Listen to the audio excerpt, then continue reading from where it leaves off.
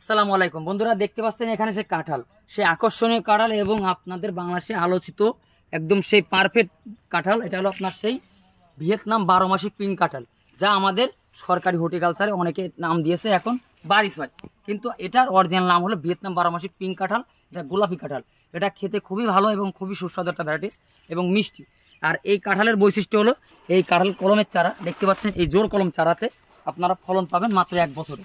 কিন্তু 1 বছরে ফলন পাইলে গাছ ছোট থাকে, কিন্তু অনেকে যারা বোঝে তারা কি করে গাছের মুসিগুলো ফালা দিয়ে গাছ বড় করে।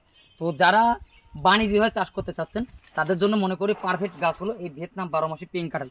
আপনারা যদি মনে করেন যে 2টা গাছ লাগায় টেস্ট করবেন, করে তারপর বাগান করতে পারেন, এনি টাইম লাগাতে পারবেন। মানে কাঁঠাল লাল হবে ভাই? জি, এটা হলো ভিতরে পিঙ্ক কালার হবে, মানে গোলাপি কালার। গোলাপি কালার। আচ্ছা, তার মানে কাঁঠাল এখন আর হলুদ হবে না? না না না, পিঙ্ক কালার, তাই তো?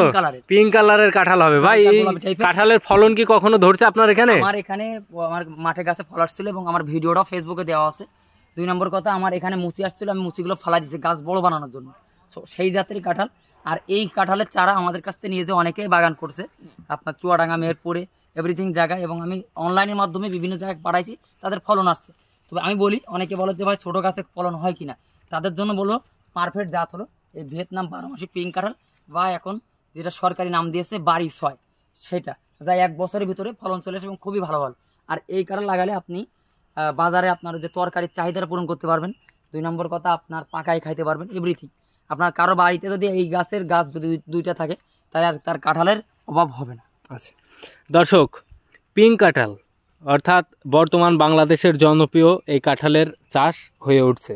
বিভিন্ন জায়গায় দেখা যাচ্ছে যে কাঁঠাল হলুদ বাদে অন্য অন্য কালার হচ্ছে, সেই কালারেরই একটা ভ্যারাইটি ছিল এই পিঙ্ক কালারের কাঁঠালটি। ভাই, এটা কি বারিশ হয়? এটা বারিশ হয়, বারিশ হয়। আচ্ছা, এই চারাগুলো আপনার এখান থেকে নিলে পিঙ্ক, মেন কথা এটা আমাদের ইন্ডিয়াতে প্রথম আমরা যখন নিয়ে আসছি, এবং আরও কয়েক বছর ধরে এটা ভিয়েতনাম 12 মাসি পিঙ্ক কাঁঠাল।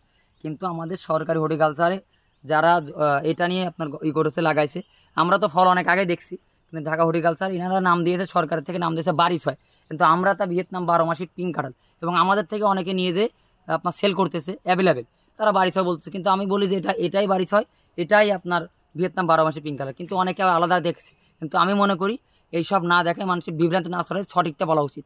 আচ্ছা ভাই, এই যে 12 মাস বলছেন যে কাঁঠাল হবে, আসলে কি 12 মাস হয়? 12 মাসে ফল হবে। 12 মাসে হবে না?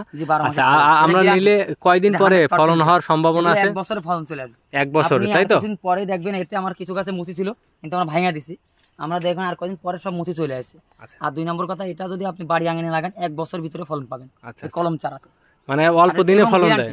আচ্ছা, ধন্যবাদ আপনাকে ভাই, আপনাকে ধন্যবাদ।